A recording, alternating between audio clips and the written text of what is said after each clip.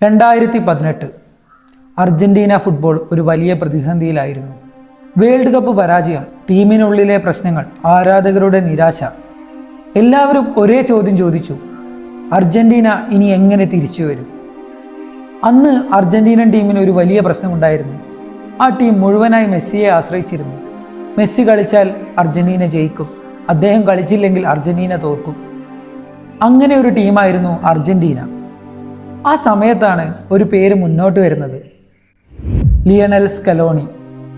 പക്ഷേ സത്യത്തിൽ അദ്ദേഹം കോച്ചായപ്പോൾ ആരും അദ്ദേഹത്തെ വിശ്വസിച്ചിരുന്നില്ല. അദ്ദേഹം വലിയ കോച്ചിങ് എക്സ്പീരിയൻസ് ഉള്ള ആളൊന്നും ആയിരുന്നില്ല.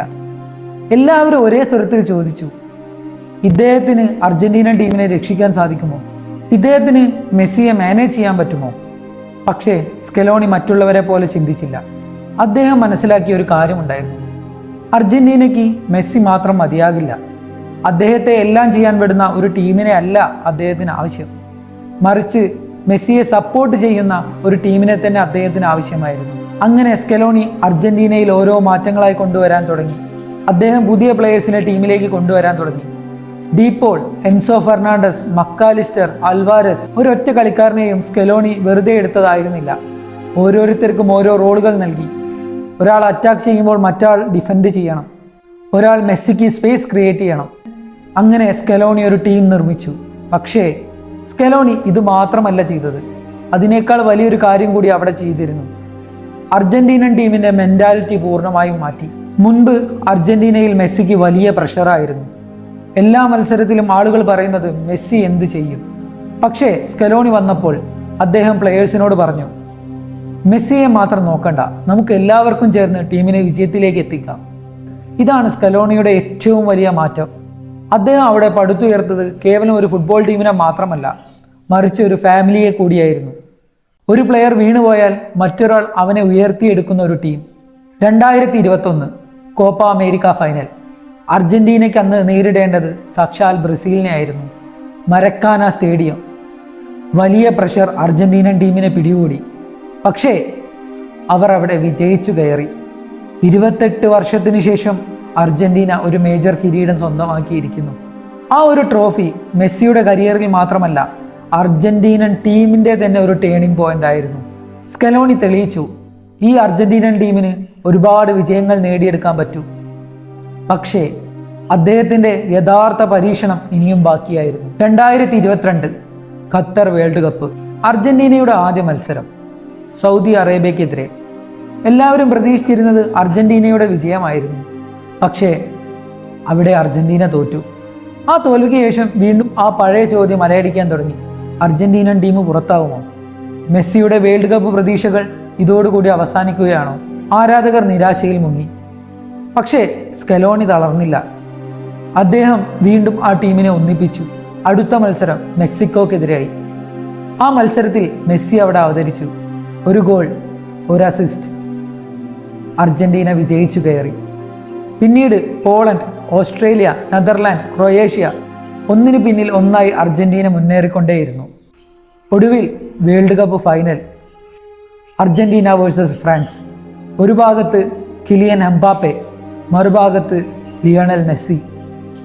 ആ ഫൈനൽ ഫുട്ബോൾ ചരിത്രത്തിൽ തന്നെ ഏറ്റവും ഡ്രാമാറ്റിക്കായ ഫൈനലുകളിൽ ഒന്നായി മാറി. അർജന്റീന 2-0 മുന്നിലെത്തി. എല്ലാവരും വിധി എഴുതി, അർജന്റീന ലോക ചാമ്പ്യന്മാരാവാൻ പോകുന്നു. പക്ഷേ അവിടെ എംബാപ്പെ അവതരിച്ചു. ഫ്രാൻസ് 2 ഗോളുകൾ തിരിച്ചടിച്ചു. മാച്ച് എക്സ്ട്രാ ടൈമിലേക്ക്. മെസ്സി അർജന്റീനയ്ക്കായി ഒരു ഗോൾ കണ്ടെത്തി.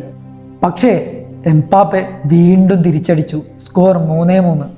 ഒടുവിൽ പെനാൽറ്റീസ്. ആ നിമിഷത്തിൽ അർജന്റീനയുടെ മുഴുവൻ സ്വപ്നങ്ങളും ഒരാളുടെ കൈകളിലായിരുന്നു: എമിലിയാനോ മാർട്ടിനസ്, അർജന്റീനയുടെ കാവൽക്കാരൻ. അവിടെ മാർട്ടിനസ് തൻ്റെ കരിയറിലെ ഏറ്റവും മികച്ച പെർഫോമൻസ് പുൾ ഓഫ് ചെയ്തു. നീണ്ട 36 വർഷങ്ങൾക്ക് ശേഷം അർജന്റീന ഒരു വേൾഡ് കപ്പ് സ്വന്തമാക്കിയിരിക്കുകയാണ്. വീണ്ടും അർജന്റീന ലോക ഫുട്ബോളിൻ്റെ നെറുകയിലെത്തിയിരിക്കുന്നു. മെസ്സി തൻ്റെ കരിയറിലെ ഏറ്റവും വലിയ സ്വപ്നം നേടിയെടുത്തു. പക്ഷേ ഒരു ചോദ്യം ബാക്കി: ആരാണ് അർജന്റീനയെ ഈ വിജയത്തിലേക്ക് എത്തിച്ചത്? മെസ്സിയാണോ? അതോ ഡീമരിയാണോ? അതോ മാർട്ടിനസോ? അതെ, ഇവരെല്ലാവരും തന്നെ അർജന്റീനയ്ക്കായി അവരുടെ റോളുകൾ ഭംഗിയായി ചെയ്തിട്ടുണ്ട്. പക്ഷേ ഈ ടീമിനെ ഇങ്ങനെ മാറ്റിയെടുത്ത ആ മനുഷ്യനെ നമ്മൾ മറക്കാൻ പാടില്ല. Lionel Scaloni. ഒരു വലിയ കോച്ചായി അർജന്റീനയിൽ എത്തിയ ആളല്ല അദ്ദേഹം. വലിയ റെപ്യൂട്ടേഷൻ, വലിയ എക്സ്പീരിയൻസ് ഇതൊന്നും അദ്ദേഹത്തിന് ഉണ്ടായിരുന്നില്ല. പക്ഷേ അദ്ദേഹത്തിന് ഒരു കാര്യം അറിയായിരുന്നു, എങ്ങനെ ഈ ടീമിനെ മാറ്റിയെടുക്കണമെന്ന്. അതിൽ അദ്ദേഹം വിജയിക്കുകയും ചെയ്തു. അദ്ദേഹം ഇവിടെ ചെയ്ത ഒരു കാര്യമെന്ന് വെച്ച് കഴിഞ്ഞാൽ മെസ്സിക്ക് വേണ്ടി കളിക്കുന്ന ഒരു ടീമിനെ അയാൾ വാർത്തെടുത്തു എന്നുള്ളതാണ്. അത് കാരണം മെസ്സിക്ക് പ്രഷർ ഇല്ലാണ്ട് തൻ്റെ സ്വതസിദ്ധമായ കളിയിൽ അവിടെ കളിക്കാൻ സാധിച്ചു. അത് വിജയം കണ്ടു. അർജന്റീന ലോക ചാമ്പ്യന്മാരായി. 2021 കോപ്പ അമേരിക്ക, 2022 വേൾഡ് കപ്പ്, ആ വർഷം തന്നെ ഫൈനലിസിമ. പിന്നീട് 2024 അർജന്റീന കോപ്പ അമേരിക്കയും നേടി. പക്ഷേ സ്കലോണിയുടെയും അർജന്റീനയുടെയും വിജയഗാഥ അവിടെയും അവസാനിച്ചില്ല. ഈ 2026 വേൾഡ് കപ്പിലും അവർ മുന്നേറിക്കൊണ്ടിരിക്കുകയാണ്. ഏത് സാഹചര്യത്തിലും എത്ര പിന്നിൽ നിന്നാലും തിരിച്ചു വരാനുള്ള ഊർജം അവരുടെ ടീമിനുണ്ട്. ഇതിനെല്ലാം കാരണക്കാരൻ ആരാണ്? സ്കലോണി. You are great. ഇതൊരു കോച്ചിൻ്റെ സക്സസ് സ്റ്റോറി മാത്രമല്ല, ഒരു മനുഷ്യൻ ഒരു തകർന്ന ടീമിനെ എങ്ങനെ ഒരു കുടുംബം പോലെ മാറ്റിയെടുത്തു എന്നുള്ളതിൻ്റെ കഥയാണ്. അതുകൊണ്ടാണ് ഞാൻ പറയുന്നത്, അദ്ദേഹം കേവലം മെസ്സിയുടെ സ്വപ്നം മാത്രം യാഥാർത്ഥ്യമാക്കിയവനല്ല, ഒരു ജനതയുടെ കാലങ്ങളായിട്ടുള്ള ആഗ്രഹം നിറവേറ്റിയ ഒരു മനുഷ്യൻ കൂടിയാണ്. 2018 ആരും വിശ്വസിക്കാത്ത ഒരു കോച്ച് 2022 വേൾഡ് കപ്പ് നേടി. അദ്ദേഹം ഇന്ന് ഒരു വെറും കോച്ച് മാത്രമല്ല, അർജന്റീനയുടെ കംബാക്ക് സ്റ്റോറിയിലെ ഏറ്റവും വലിയ മനുഷ്യൻ. ഈ വീഡിയോ നിങ്ങൾക്ക് ഇഷ്ടമാവുകയാണെങ്കിൽ വീഡിയോ ഷെയർ ചെയ്യുക, ലൈക്ക് ചെയ്യുക, നിങ്ങളുടെ വിലയേറിയ അഭിപ്രായങ്ങൾ കമൻ്റായി ഇടുക. ഞാൻ നിങ്ങളുടെ വിക്കി ബ്രോ. അടുത്ത വീഡിയോയുമായി വീണ്ടും കാണാം.